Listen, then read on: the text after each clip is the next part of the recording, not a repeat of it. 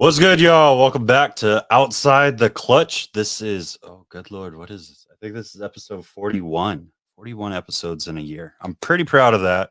Definitely could have probably pushed a little bit harder, but we'll save that for season 2. So I hope you join us in the new year for that.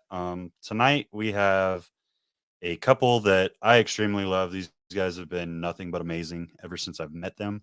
Um, they're just they're a lot of fun to be around. They freaking love this community and they seem to be everywhere. So I think we're going to have a really good time tonight. We're going to be talking about a couple of different subjects and getting perspective from someone just coming into the industry versus um, sometimes those more experienced breeders. They kind of fall into the same rhythm because that's what they want to talk about. So we're going to look at different aspects of the industry from someone just coming into it. And I think that's going to be beneficial for everyone.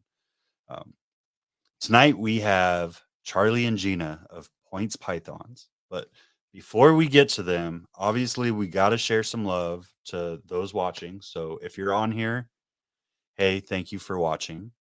If you enjoy this, make sure you're sharing it out. Like I said, we're coming back next year with a tenacity. So be ready for a lot more episodes. As well as, hey, if you want to be the best in this industry or you want to even succeed in this industry, you have to have proper husbandry. In order to have proper husbandry, you have to have the right equipment. So take a moment and go get the right equipment. Here at Outside the Clutch, we're honored to be sponsored by VivTech. Are you ready for innovation? Tired of the same boring product that's been used for 30 years? Ready to give your reptiles and amphibians the UV they really deserve? Then look no farther than VivTech. Their 3-watt LED bulbs provide the UV rays your animals have been missing. With 3 bulbs to fit your pet's climate needs, plus a dimmable feature, it's the only bulbs we use for UV. And it's the only bulb with a 2-year warranty in the industry. Plus now you can monitor all your pet's husbandry from your phone 24/7 with their sensors and even ship your customers' animals in their custom bags. So what are you waiting for? Go to vivtechproducts.com today, use code FCLUTCH0322 for 15% off, and provide your animals the best care they've ever had. And you can't just end it with the equipment. You got to have the right substrate. I love the chip. You love the chip. You want the chip. I got the chip. Come get the chip. Are you ready for the best coconut substrate in the game? Then you got to get REPTIchip. First off, it's America's chip because it's veteran owned. Secondly, why wouldn't you want the best cocoa chip for your animals? Go to reptichip.com, use code FealyChippin for 10% off up to 3 breeder blocks, or your entire order of Easy Hatch trays or any Redline Science equipment on the site. Limit 1 coupon per customer. Or reach out to me as a representative in the El Paso area, and don't forget to join the Reptilution, where all profits go to helping those in need within the reptile community. And finally, we have Mickey from Show Me Snakes. Dude hustles. Dude puts on probably more shows than anyone else in the country. I don't know how he does it. Find a freaking Show Me Snake show near you. Go out. Tell him I sent you. Y'all know I'm excited for these people. I freaking love them. You're going to love them too after you watch this episode. And if you don't, well, then I'm just going to have to come beat you up. It's okay. But here we go. Without further ado, 2 of my favorite people in the industry, Charlie and Gina Points of Points Python.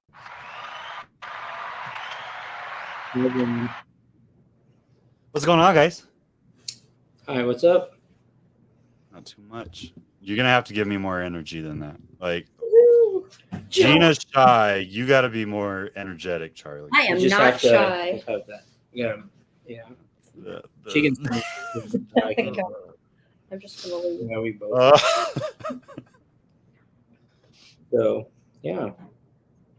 So let's jump into it for y'all, right?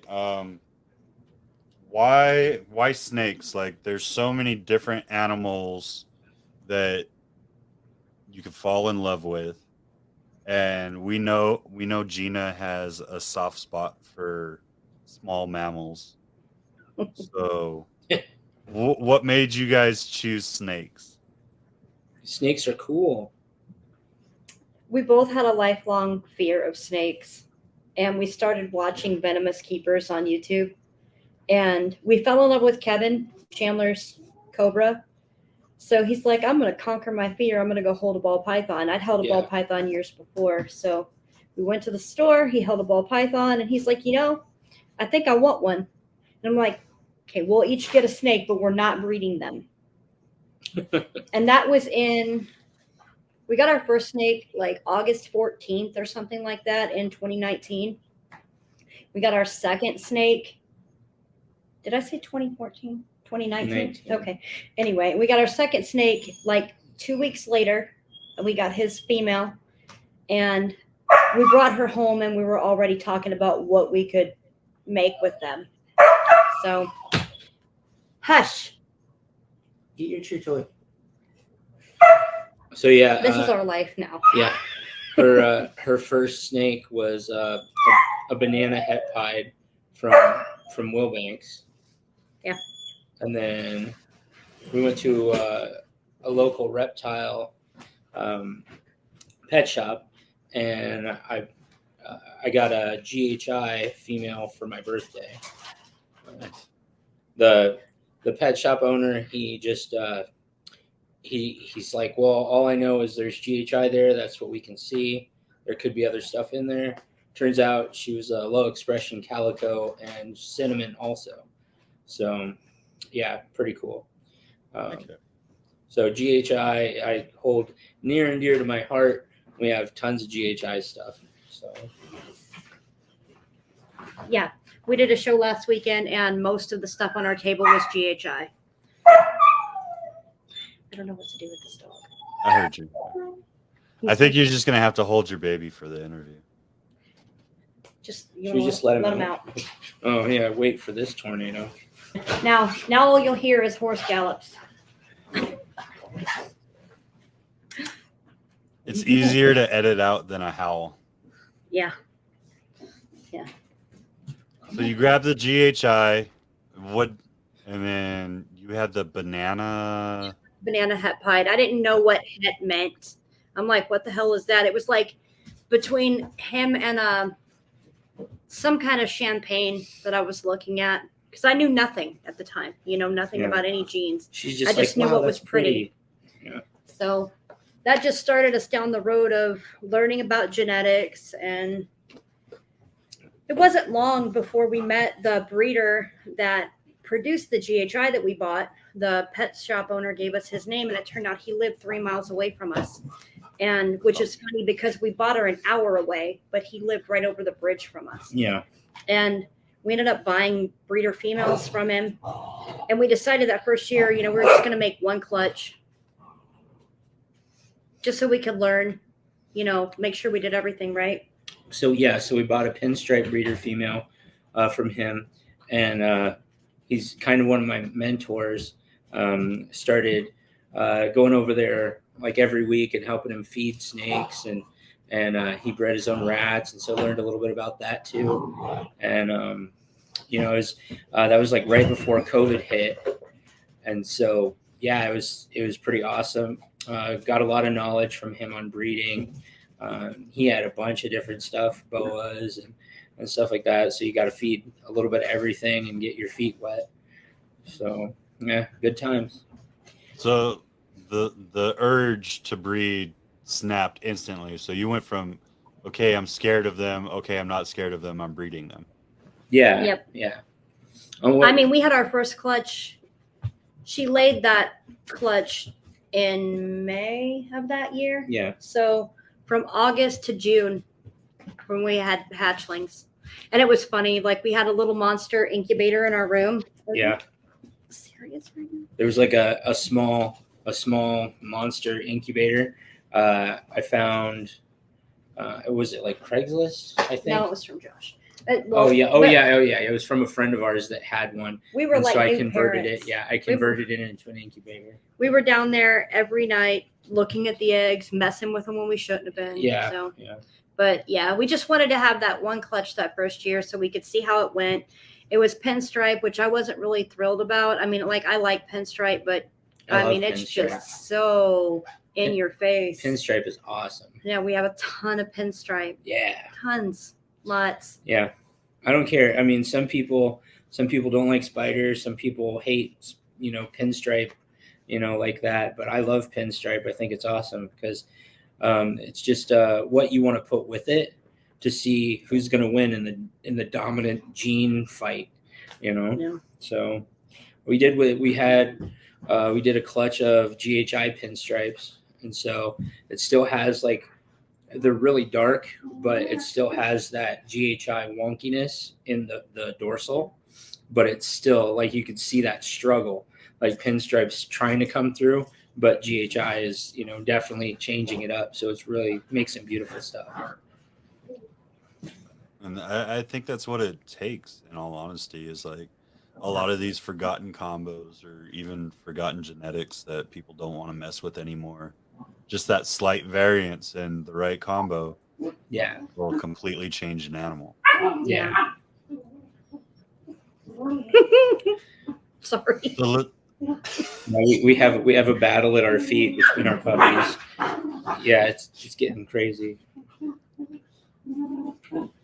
This is just how they are. What made you decide to do that at this point? You got a lot going on right now, and you decided to get 2 puppies. Okay, this one right here is the one that we were supposed to get for years. I'm like, we're gonna buy a house, and I'm gonna get another Old English Sheepdog. But he just had to have one too. He had to have one, so he got this goober. Yeah. So this is Merlin. This is our sheepdog Merlin, and he's a really good puppy. He's a really good dog. And this one, Gandalf, come here. Not a really good puppy. Come here. He's a really good puppy. He's just He's like a really to play. good puppy. Gina doesn't have the patience for both of them. No, but it's a difficult life for sure. But They Gandalf drive me crazy. Gandalf's a little bit bigger, so Just a little. he's Just 6. a wee bit.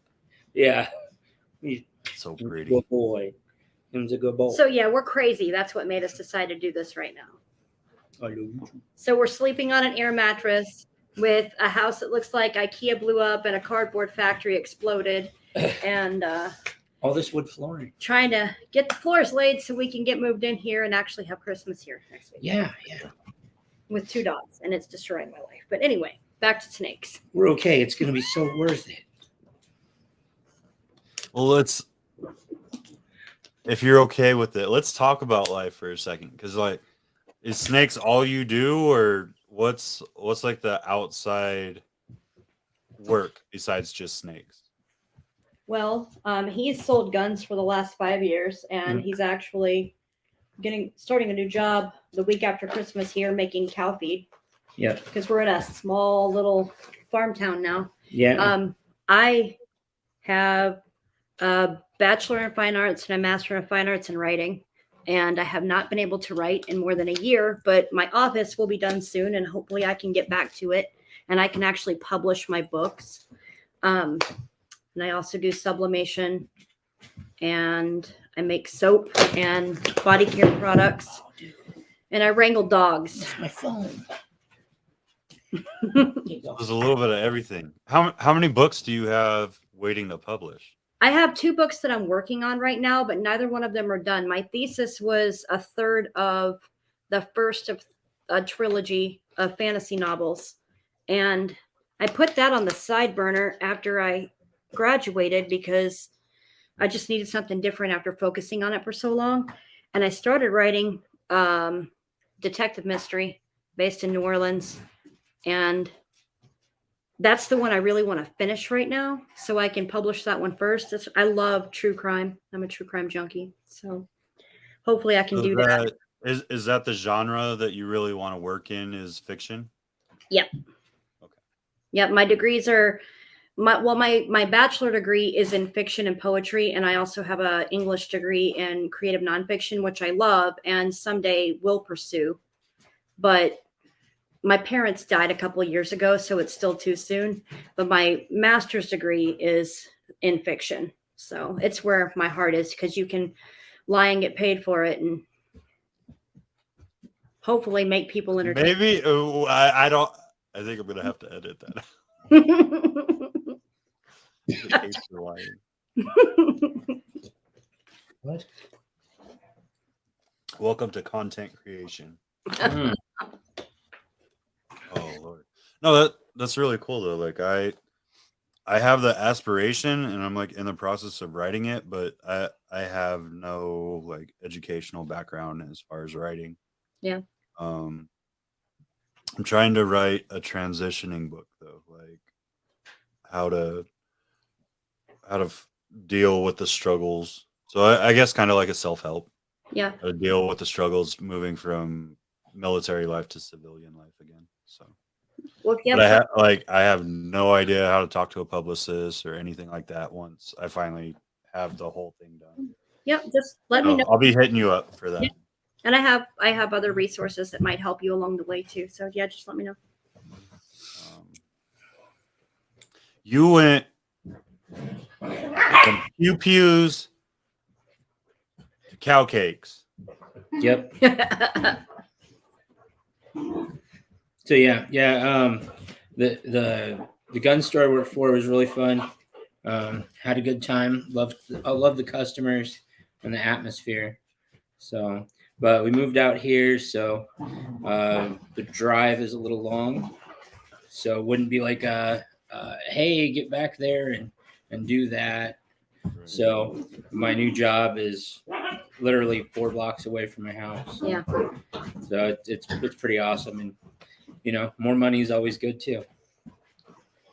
There is that, especially when you're trying to build a new life. Oh yeah. Trying to do rats. We were talking about African soft furs. Yeah. I know you dabble. Hey, puppy. Like Chill. the African soft furs are about to take up the majority of my rodent production. Yeah. And at first we didn't want to do that. We wanted to do Norwegians, but when we see the health benefits of what that does for our snakes, Not to mention ending almost a year-long hunger strike. Yeah. When we were on the fence because everybody was saying, "Oh, if you get them on there, you can't get them off," and we sat down and we talked to Jim Holt at a 4th of July barbecue at Josh from Ball Python Shed. Jim's a great guy. He's pretty awesome. He was telling us, I feed, I feed African soft furs to all my snakes, and they eat like kings. And he said that people buy his snakes and start feeding them Norwegians and have no problems. He said he's never had anyone have a problem transitioning them, and that is just a BS rumor that people just keep perpetuating.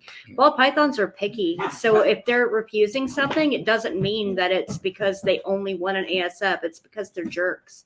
So, but when you're struggling every week, and you're wasting money, and you're putting you go frozen thawed, you'll do live, you'll do whatever, and you're kind of at your wit's end, and you throw that ASF in there, and bang, instantaneously, 6-7 months of not eating to eating every week. As long as you give them an African soft fur, they're eating. It's a miracle. Yeah, totally. I'd almost given up on tides. So. Yeah. Don't get me started on that. Yeah. I have a very much hate relationship with all pythons, but our females don't like to eat. Our males eat, but our females just. I have a female that I brought in this year at breeding weight that as soon as she came in, she ate great for like 3 weeks. I was like, okay. I put one male to her and she just stopped, refused to eat altogether. It took like 4 months to get her to eat right again. Yeah. And then I had a baby that was on coconut bedding at the old place. So I put her on coconut bedding here and she stopped eating. I put her on paper towels. She ate once and then she stopped eating. And I was like, oh, I'm just going to shove them down your throat. Like, you have to grow. Yeah. And then I put her back on REPTIchip, and all of a sudden she's eating normal again. But I have a very much hate relationship with them. Like, I love the way they look. I almost I hate the way they eat. I mean, we bought a breeder female pied this summer just to have. Like, we picked up a breeder size, like a 4,000 gram VPI and a 3,500 gram pied. Brought her home, and she is so weird. She eats one week, and the next week she kills it and doesn't eat. Yeah. And this is it's a consistent she'll- pattern. Yeah, she'll take it every week, but we have to go in the next day, and it's kind of roll of the dice if she ate it or not. Yep. So, and you have to check it because sometimes you're like, no, she ate it, and no, it's there and burnt. Yep. Yeah. So I'm here. Sorry. It's okay. oh, My you're good. phone timed out, and so it freaked out on this. I don't know if you guys saw me black out a couple times. We didn't see you black out, but you froze. Yeah, I want to screenshot it because sometimes it's really great it's facial funny. expression. You're just like eyes open, mouth down.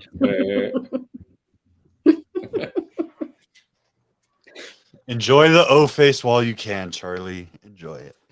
Yeah.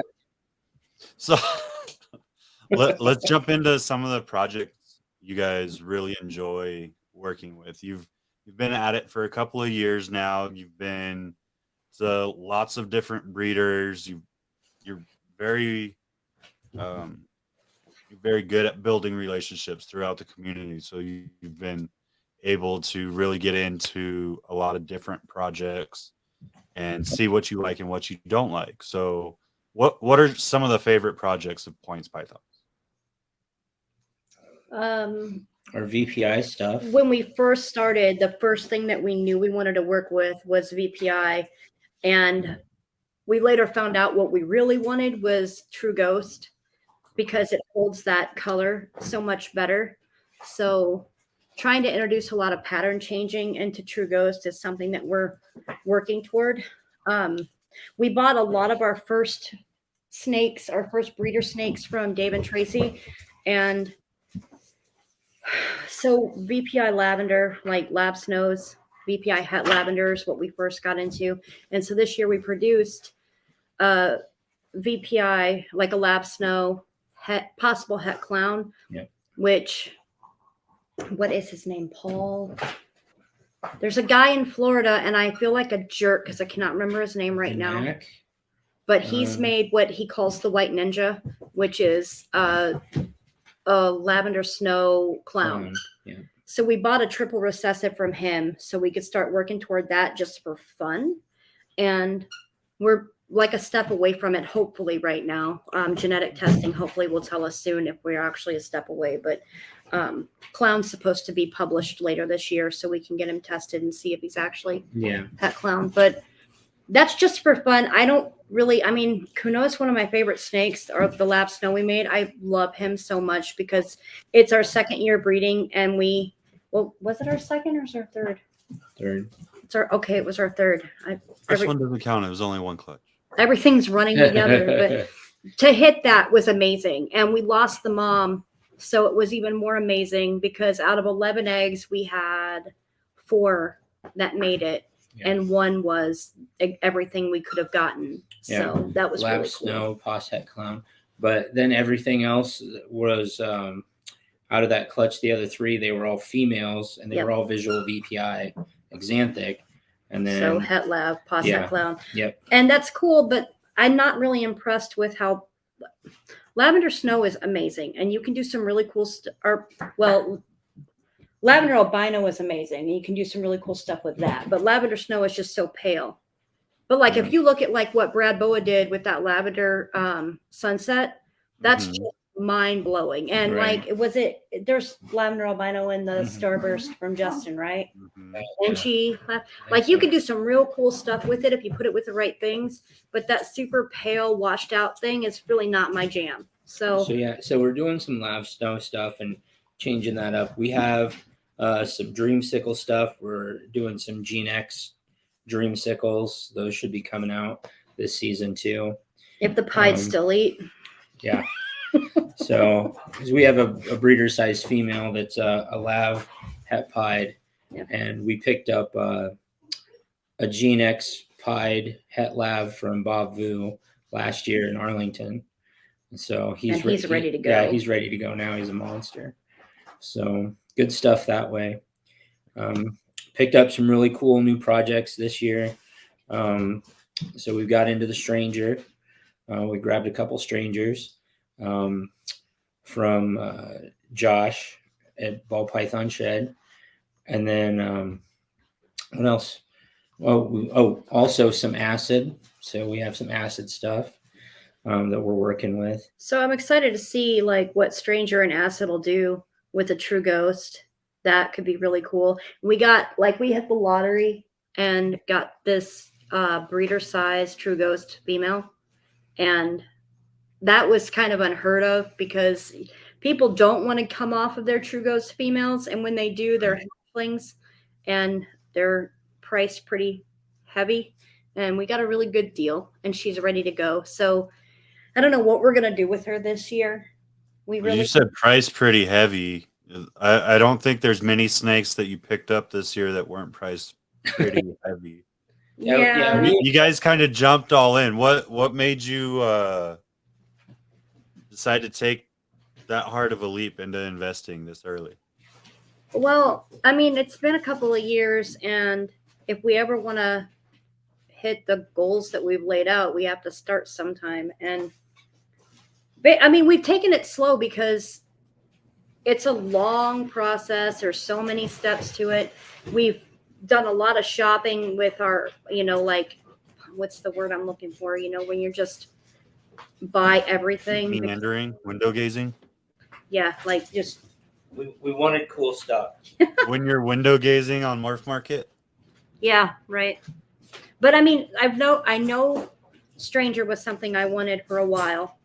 So that just kind of happened. Like we got invited to Josh's barbecue and we picked up this. We'd been looking for an ivory male for a long time. And right before the barbecue, he posted the coolest, most unique ivory I've ever seen. And so we jumped on that right away before we left Omaha. But the night before the barbecue, he posted that Pastel Stranger Possible Het Clown. And when I saw it, I was like, that has to be mine. We walked in, and the first time Josh came up to say anything to us, we were standing there. I'm like, that Stranger you posted, how much do you want for it? And he looks at me like, what the hell? I'm like, we didn't even talk about this. Say, hi, Josh. Not, I'll take it. Yeah. So, it was the right time. So hopefully next year. This year we might not have a big season because we're moving. Our snakes are still at the apartment. We have to get the racks moved in, get everything wired correctly downstairs. Right outside, out this door, we have two 5540s from ARS. And just on waiting, the pallet. Yeah, waiting for some buddies to come and help us carry it all downstairs. But we moved an hour away, so it's just us here. So so trying to get everybody together, it's kind of a chore. But we'll make it happen. We've got to get all the snakes moved over here, and then they're going to have to settle in. And it's, there's really no breeding season anymore. It's whenever, but we don't know if they're going to go or not because they're about to go through a lot of stress and it's really cold outside and we're supposed to have a really, really bitter January. So we'll see. Hopefully we can get them moved next week. We'll do what we have to do. But as far as what we're going to produce this year, we have to be okay with not doing much of anything because that might be what needs to happen. But next year, watch out. I'm pretty sure we'll pull some rabbits out of the hat. I'm not giving up on this year so far. Without a huge change, I think you'll be okay. You might lose a couple that we're gonna go, but that's one of the things that scares me, right? Because we're talking about moving 10 hours away, and I was like, that's a completely different climate. That's a lot of stress on them. Like throwing them in a car for an hour. Is it stressful? Yes. Being put out in the elements for a second, that'll be stressful. Yes. But at the end of the day, they're still kind of acclimated to the barometric pressure and stuff over there. So I don't think it'll be too terrible. Honestly, I don't think it'll be terrible at all because it's at their building point anyway. So the worst thing that can happen is, hey, maybe they reabsorb right now, or maybe they haven't even began growing those follicles. Yeah. So after you move them and stress them out a little bit, that might entice them to actually start growing. So it might actually backfire on you a little bit, and you end up with a bigger season than you thought you were going to get. Right. Yeah, we're okay with that too. Yeah, we'll see what happens.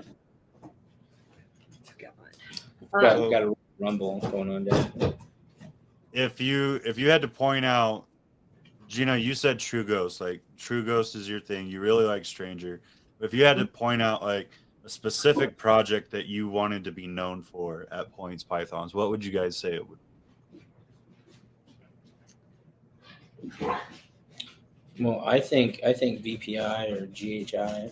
Something along. Well, it's really early to say that, but I think like we have a new logo, and I didn't send that to you for this, but it's black and white, and because we use that True Ghost for the logo.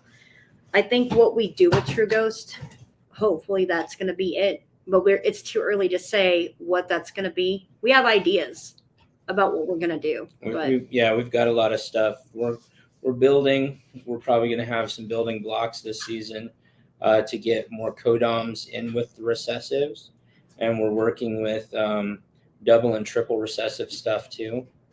So clown is probably our base. And then we have, VPI, hypo. There's, we have a lot of stuff.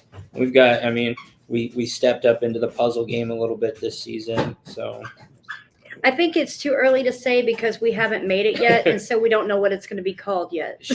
Well, I mean, like, he doesn't want to put all the cards out on the table, but yeah, no, I get that. I just mean like, so.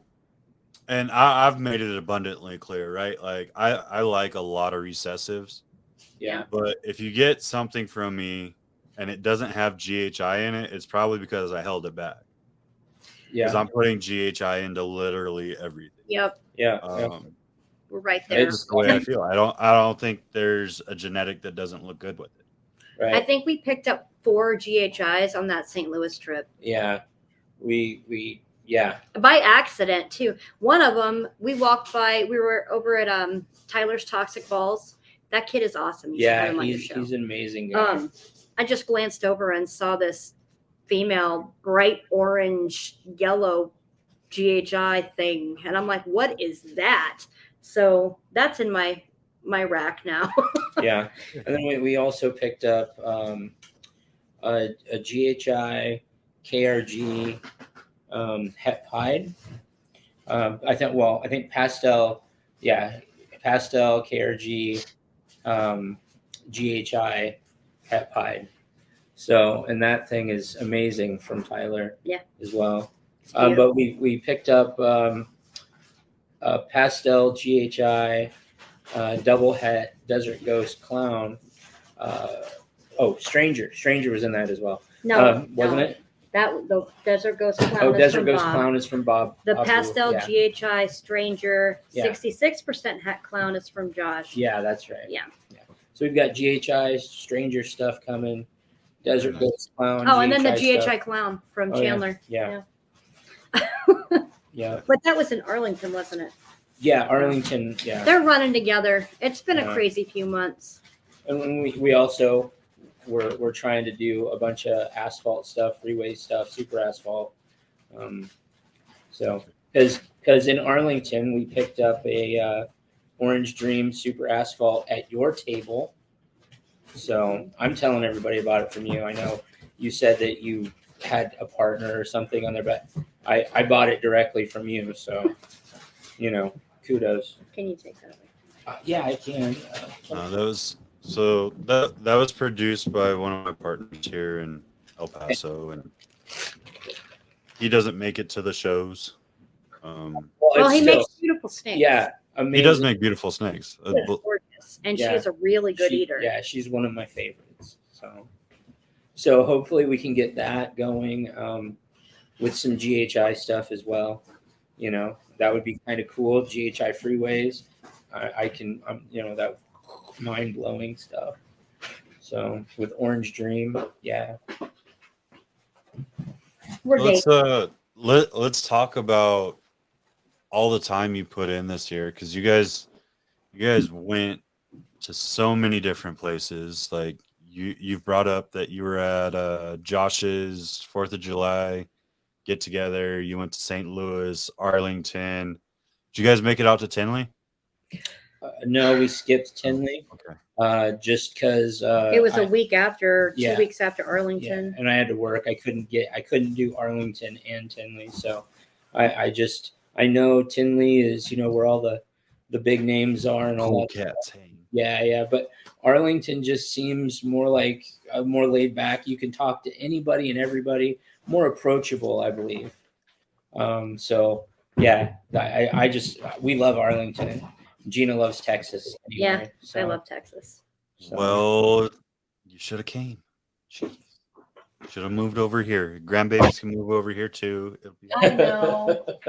I'm just. Yeah. So with you going to all those places, you've thrown yourself out there.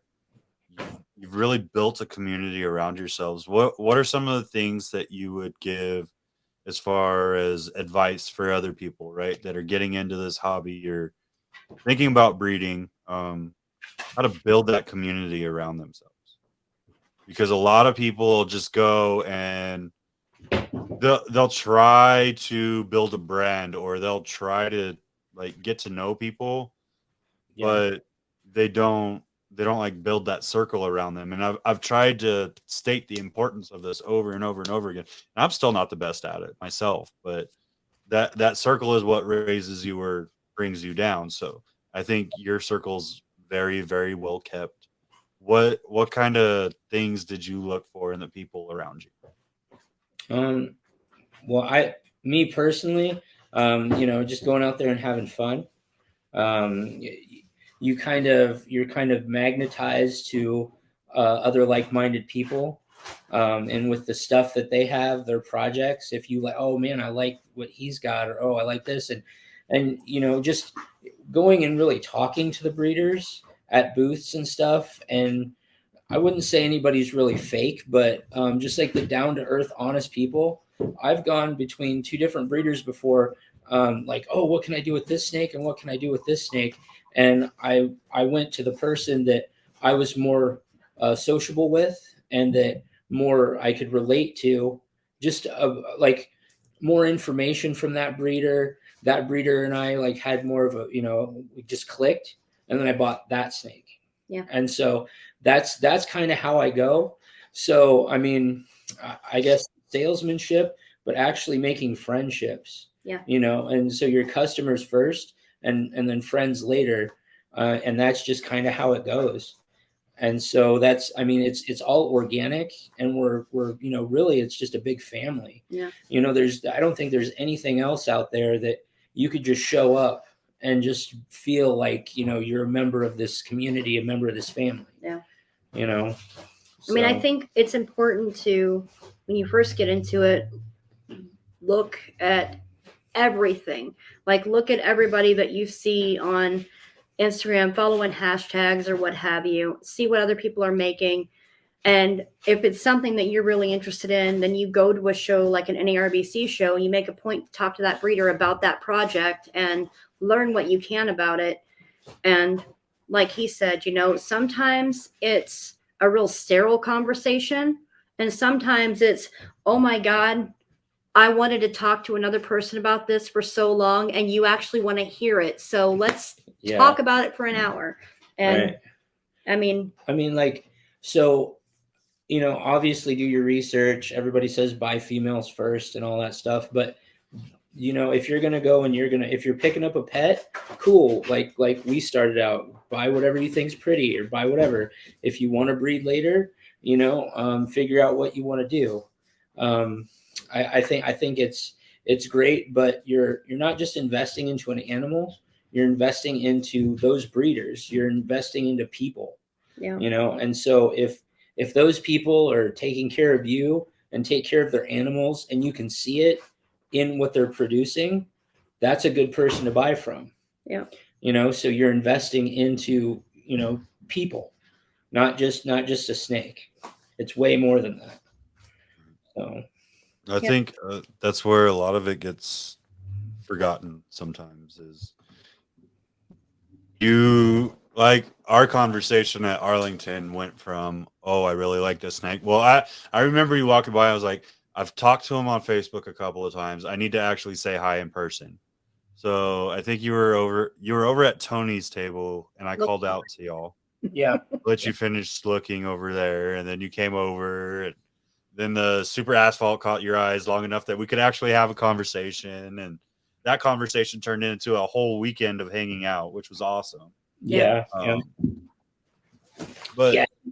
I think very much so. A lot of people forget that it's the relationships that you build, and people aren't necessarily just buying because of the snake; they're buying because of the person behind the snake. 100%. Yeah. I mean, he's not going to name names, but I will. We were looking at two different snakes. One was from Josh, the first time we ever met Josh in Arlington, and the other was a snake that was on Wilbank's table. And I've already bought at that point. I had 3 snakes from him already. I mean, I love Mike Wilbanks. I'm no shade, but when it came down to, are we going to buy this? Or are we going to buy that? We went and talked to Josh 3 different times, and we were brand spanking new. We'd been in it for a little more than a year, and he made us feel like we mattered as much as if Justin was at his table having a conversation with him. And that's what swung us back to his table after walking back and forth multiple times, because it was like, okay, this guy has taken the time to talk to us about what we could do with this and ask us what we're into and whatever. We really liked him. And it turns out that that was a really good choice to make, because Josh is freaking amazing. He is one of the coolest people I've met in the industry. And Yeah. every time I see him, I just want to give him all the money I have for some reason. So Yeah. No, I mean, Josh is awesome. Josh and Jackie, they're great people. yeah, We've been out there, their facility and stuff. And Bob Vu, Yep. he's amazing too. You've got Chris Pilgrim and that whole crew. Kendall. Their that whole whole crew is amazing. Yeah, and if you they're watch what awesome. they do, and I mean, we didn't, when we met Josh, it wasn't like we even knew about, like, Steve, Josh, and Bob all set up together, whatever. We didn't know anything about anything there. But if you start watching what they do and you realize, I love Bob's business plan. The way that he breeds snakes for every person, somebody that wants a pet, somebody that's breeding, and the way he sets everything out on the table and the thought that goes into everything. It's a good friend to have, a good person to watch, and a good person to talk to, because he's doing it. Like, he's successful and he's likable and he's fun, and this is something that we do because we enjoy it, and he makes it fun, and he gives you good advice. And I mean, they're good people. Like, you could just walk up to him and then he could just tell you about, what do you got working? What are you doing now? And show you right there on his table, Josh's table, Kendall's, anybody's, this is what would work with this. Yeah. And so that's a great, that's a great team. Yeah. Above and beyond, great people to hang out with and great people to just do snakes, in the day and age, have great stuff. In the day and age of Patreon, when everybody has one, and you're like, okay, well, who do I want to give my money to? We don't do a whole lot of Patreon. I'm open about what we're on. We're on Chris Eaton's Patreon, we're on MJ's Patreon, and we do the Ball Shed, because Bob's Ball Shed, because these are people we truly believe in. If you started one, I don't care if we were only patrons, we'd do it. I mean, because so to be fair, it's coming. It's long overdue. I was very particular, and I felt like I didn't have the knowledge or the time behind my breeding experience to put out a viable thing. But then I started thinking about, well, what's something different that I can add that other people haven't added yet? And that's where I think it's going to be beneficial for people. Yeah. Oh yeah, going back to Arlington as well. buying the snake at your table, and then afterwards hanging out all weekend. And Rick, he's a really cool dude. Yeah. Him, Rick and Bevan are amazing. Bevan, yeah, they're both awesome people. So coming away from that, not only meeting you and your wife, but hanging out with those two in St. Louis, that was awesome as well. And we wish you were there. I mean, I know you can't make it to everything, but you were definitely missed. So just good times all around. And so we didn't get a snake from you, obviously, but we bought one from him. So we were really sad you guys weren't there. Yeah. Like really sad. Not just like, oh, it sucks they're not here. Like yeah, it was you were missed. Yeah. So Army Vet with Balls, definitely check him out. He's got a lot of cool stuff. Yeah. Good guy. So let's talk about what it's been like, not only to set up vending, because you've been to a lot of shows and you've seen it done, but now you've actually vended a couple of shows yourselves. Mm-hmm. Yeah. What was like some of the nerves you had to get over, the things that you didn't think you would necessarily need, but you realized after that first time, hey, this would be really beneficial, or like just thoughts about vending and how you set up that you would like to share with? That's such a cute dog. I think make sure you have all your stuff, extension cords, lighting. Yeah, make a master list before Yeah. your first show. Why you gotta call me out like that, Charlie? Bring water Yeah, and yeah. something to Snacks, yeah. eat. Somebody to watch your table so you can run to the bathroom. Or make friends quickly. Yeah. And there's nothing wrong with using deli cups when you start, but make sure you're saving that money you're making at those shows so you can buy displays, because it matters. Yeah. Invest in your setup. Yeah. Definitely. Doesn't have to be top of the line either, because it's not always what it's cracked up to be, but have a good one. Yeah, because you don't start at the top, but always put more into your display. Try and every show you wanna come with something new. Yeah. And something better, not just snakes. I mean, the nerves are always there. Like we did Kansas City this year, and I was probably more nervous about that show than any of the others that we've done because it wasn't here. And it was fine. I mean, it was a busy show, but nobody did very well with that show. We sold one snake for $75, so we didn't even cover our table fee. Not to mention our hotel, gas, food. I mean, it was a complete bust. But I mean, there's so for Missouri, there's a lot of shows. So it kind of gets saturated with reptile shows. So it was just one of those things. But it was kind of cool because we did know some of the people that were coming to that show. Yeah. So that helped. And I think that's the biggest thing is if you know some people, so make friends in the industry so you know some people. Yeah. But, if you know some customers, it's really helpful too. Because when we came back we missed the show in Bellevue because we ordered our next level displays in February. And it was September 11th was when that show in Bellevue was. And we couldn't buy our table because we didn't have our displays. And we literally got them on the 10th. Yeah. So and it was a sold out show. Sold out. So that's why we did Kansas City instead of Bellevue. But when we came back and we did Bellevue last weekend, everybody around here knows us now. Yeah. And it wasn't even necessarily about we sold 7 snakes. We only brought 20, but it was fun. Yeah. The day flew by because everybody was coming over and everybody was hanging out at our table. They would go look everywhere else and then come hang out with us. And I'm can you move so other people can look at snakes? Yep. But it's funny you say that. So I had that experience in the McQueenie show, right? And it was like, it wasn't necessarily that people were trying to buy, but even other vendors, they were like, you have the 2 prettiest snakes at the show. So people would come up and they would I had a 2-table spread and they would just sit there at both tables. And I'm like, you got people behind trying to look, but you can't just be like, hey, can you get out of the way so other people could look?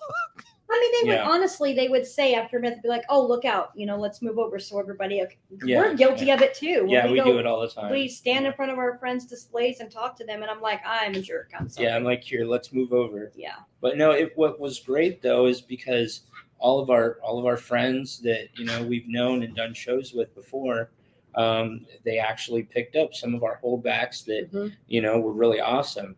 Actually, like earlier when I was telling you about my mentor, that I would go over and feed his snakes. He's real mad at me about this. He and his girlfriend, they picked up a snake from us, so it was a real great honor, to be able to give them a snake that we produced. Everyone took pictures of this snake. Like 8 people came and took pictures of this snake. Yeah. And I noticed that Kendra and Rob kept coming around, and I'm like, that's weird, like, okay. And she's like, what do you think about trading? Because she breeds micro squirrels. I was like, at me I would like, love what? to trade it for money. I'm like, hell yeah, let's trade for some micro squirrels, because I was going to buy them when my office is done anyway. And he was just like, I can't believe the one snake everybody wanted, you traded for squirrels. Yeah. So I'm glad there was no one there with magic beans. Gina would have been all over that. But yeah. So Gina's getting some squirrels for one of our really cool bamboo. After the show was over, Blue somebody Ivory texted Sisters. me that I don't even know how they got my phone number. I might have it on Instagram. I don't know. They texted me and sent me a picture of my snake and asked if we still had it. And I was like, no, it's been traded for squirrels. But in all fairness, it was. I don't think we would have done it if it was anyone else. Yeah, I would not Rob have. and Kendra. Yeah. So You'll be the only one with micro squirrels at a snake show. Set up. I'm just saying, you could make a little path for them over the top, and There you go. then all your snakes will be engaged the entire time, and it'll be Fun great. fact, they do want to eat them. Yeah. I had one of our friends handed me a pie to look at over the micro squirrels at the last show, and she tried to bite me. That was fun. Yeah. That was my favorite. Danny and Melissa Schumann and Sons, they're awesome people. So they hang out. They're with the whole Bob and Josh little group too. All of us little rascals. Last weekend, I was wearing Bob's ball shirt. He was wearing a ball python shed hat, and Danny had Bob's balls cards on his table. And I'm like, we need to tell them that we're working for them and we need to get paid. Yeah, we need commission. So, it's fun. Yeah, but it's good. It's good to support your friends. What's that? I didn't want to interrupt you. Is there like a story that truly sticks out to you in your time of vending, though it's been short so far, where it was like, oh my gosh, I can't believe I did that, besides trading snakes for micro squirrels? I didn't enunciate that either. That was like a jumble. I hope no one got that. I can't think of anything, like nothing that's kept me awake at night type thing. Like, why did I say that, or nothing like that. I bought some snakes at the St. Louis show, and she hates that. But it was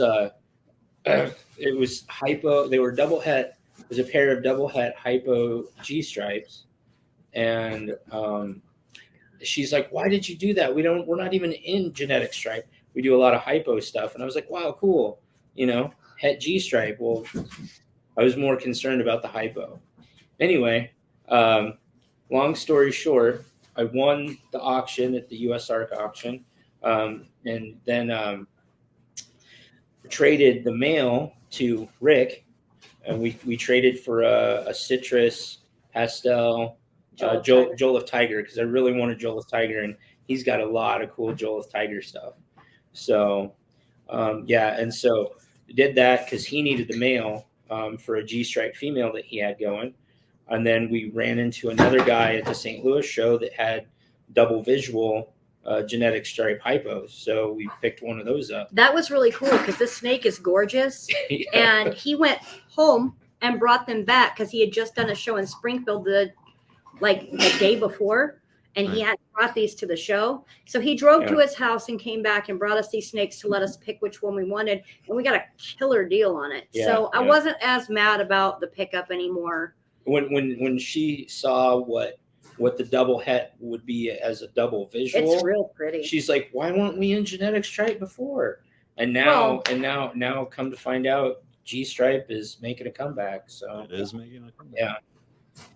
So there wasn't a light issue. Did you say that light comment because of me?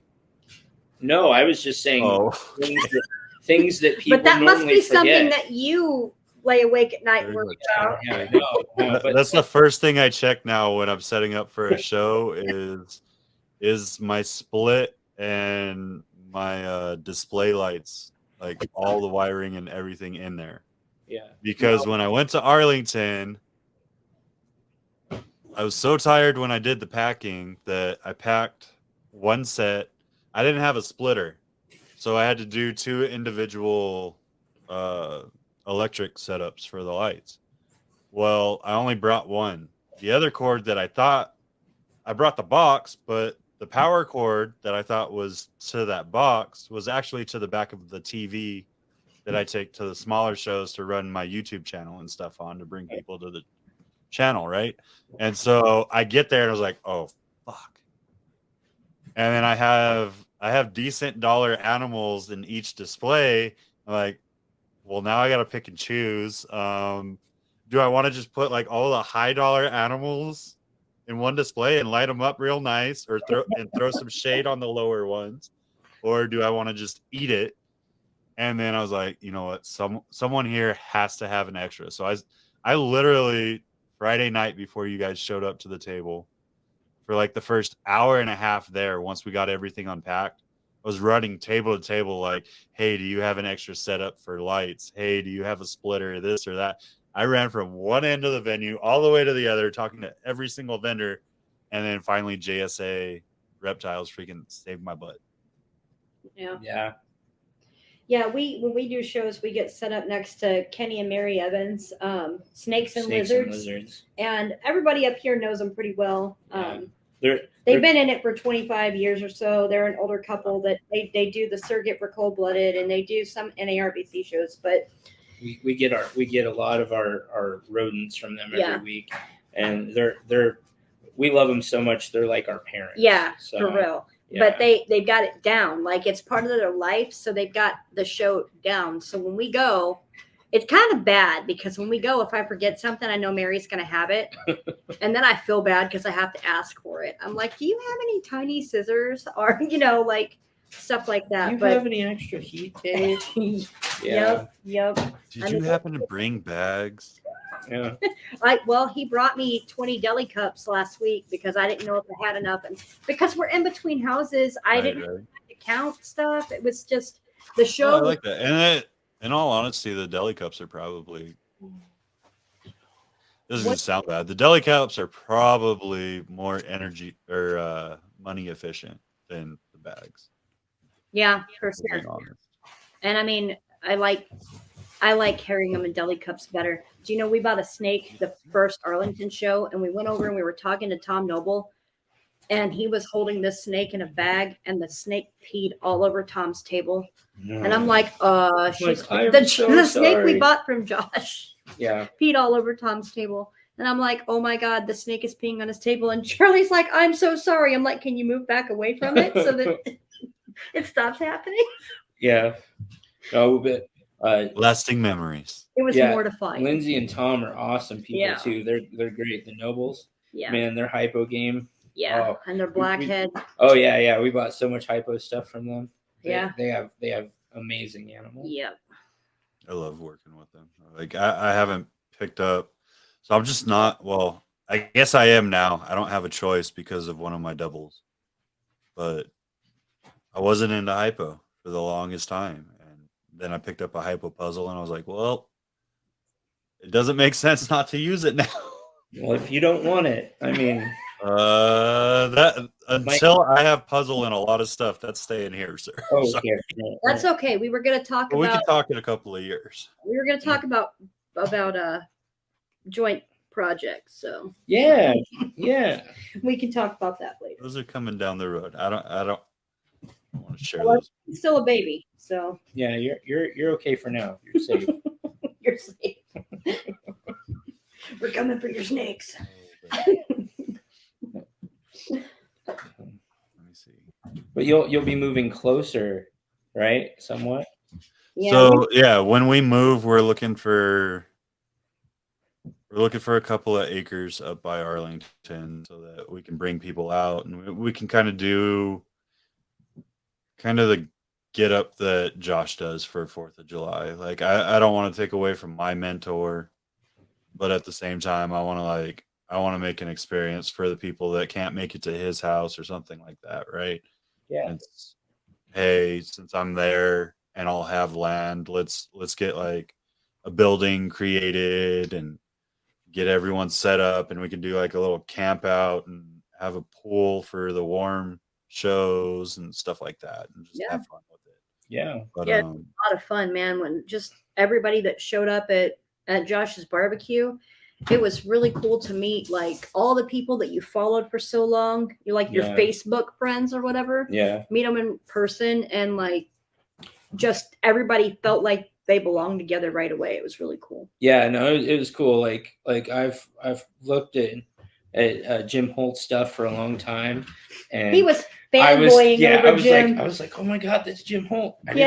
I didn't want to like just come up and talk to him. We don't and care stuff about like rock that. stars and movie stars and shit like that. But Right. if you're a breeder that makes snakes that we really Yeah. like, it's like, Yeah, and oh so my God, and Santa. so when we sat down and talked to him, like nicest guy ever, Paul Taylor. Oh my God, Paul I is the love Paul. funniest guy out there. He is so hilarious. He's got like the same sense of humor as we do, Yeah, so yeah, it's awesome. It's don't get me wrong, it's like black licorice. It's dark and nobody's buying it. But yeah, it's he's hilarious. So Yeah, definitely a good time. I'm looking forward to it. Go buy your land so we can get this going. yeah. We better be invited. Oh yeah. He's So, not going to invite you. Yeah, well, he'll invite you and I'll just be the plus one. Okay. There we go. You'll be the bodyguard with all the pew pews. I don't need that. Have you seen her? shut She comes equipped with double-sided axes and Shut short up. swords. Here we go with the dwarf jokes. I was Thanks going for Hobbit, that. but Oh it's my all God. right. Sting. So for everyone that wants to get to know you more and is too scared to go to an NARBC, how do they get a hold of you? Instagram, Facebook, and feel free to add our personal pages too, Yeah, because yeah. we get messages a lot easier on there. Mhm. The interface for business pages sucks. Yeah. So sometimes I miss messages. We have a morph market. We put stuff on there sometimes, but we bring it down in the wintertime because it doesn't make any sense to have stuff up there. We're not going to ship during the cold season, Not at the level especially that where we're we're selling at. right now. Yeah, so Makes sense. you can check back in the springtime. We'll have more stuff on Morph Market. Once we get moved in here, we'll start posting regularly again. It's just Yeah, I'm not even near my snakes right now, so yeah, it's I don't pretty have anything to sad. post. Pretty sad. Soon. Yeah, Alright. so pretty much we go once a week and Feed and once a week feed, and and clean. then so we're there at least twice a week to feed and clean and change waters and stuff like that. We have the kids help, so Yeah. Okay. Well, I hope you guys enjoyed Charlie and Gina and all of their greatness. Oh my gosh, she got through it. She didn't do anything. I messed up. what? I hate you. Oh, so do you want to talk about that? No. Gina can't. Mm-mm. If you do this in front of Gina, Gina cannot stop doing that. It's an impulse that it's uncontrollable to her. So it must be You part know, I'm gonna be the most hated person in Gina's list, right? Like she's gonna write a whole fan fiction novel of how she like threw me in a dungeon and tortured me for years because she's not gonna do it in real life. He's the She one, might, I don't know. the one that told everybody. I think so. I'm going to die in every one of her books, but and then there was this guy, Carlos, dead. That's Instant death, instant kill. right. Yeah. No, I really enjoy you guys. I appreciate you doing this. And we love you I too, love John. what y'all are doing. Yeah, you guys, you were awesome. Yep. We love your your podcast, but more importantly, we love hanging out with you, as a person. And Alicia. Yes, Sorry. but still, Good times had by all, and many more to come. Absolutely. Y'all, make sure you go down to the links below. I'll have them in the description. Go give Charlie and Gina some love and let them know that you saw them on Outside the Clutch. Y'all have a good one. We'll see you in the new year. Bye.